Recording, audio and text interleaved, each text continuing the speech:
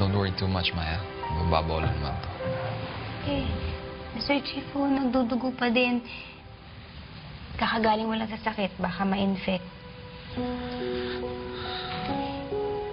Tinagyan ko na alcohol, Medyo maap dito. Ow! Gusto mo hipan ko? Hindi. Sige, lagyan na lang natin ng gamot.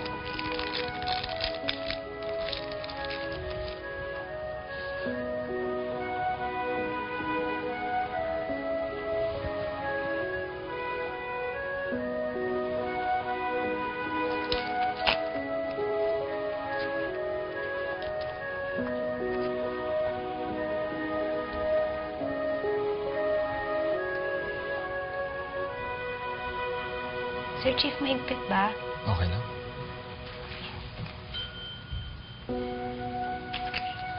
I think the food is ready.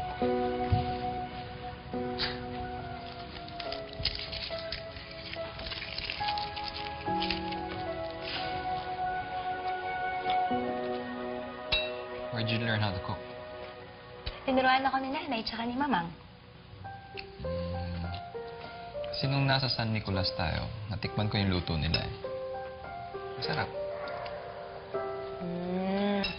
Ganon, Sir Chief. Gusto mo dali ko yung alcohol dito? Sir Chief naman eh. Siyempre, yung gamit ni Nanay tsaka ni Mamang malagkit. And will it make a difference kung yung malagkit ang ginamit mo? Oo, siyempre, Sir Chief. Kasi mas masarap yun eh. Eh bakit hindi yun ang ginamit mo? Eh kasi hindi na ako nakadaan sa palengke. Nagmamadali ako, hindi na ako nakabili.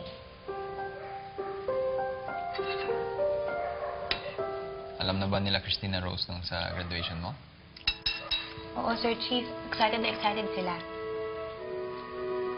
So, what are your plans? Plans? After graduation?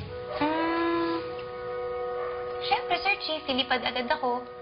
Excited ako makapunta sa ibang lugar, tsaka makakilala ng ibang tao. And to find your father? Malay natin, di ba? Umasa ka pa rin na makita mo siya? Eh, Sir Chief, wala namang masama umasa paminsan-minsan, di ba? Lalo na kung ito yung nagpapasaya sa atin.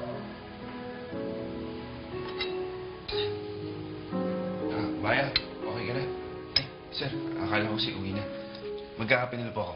Ah, sige. Kuya Joe, may pagtitimpla na kita. Eh, Maya, wag na. Ako na lang. Maya, mauna na ako. Sige po, Sir Chief. Maya, huwag mo ako isumbong kay Manang.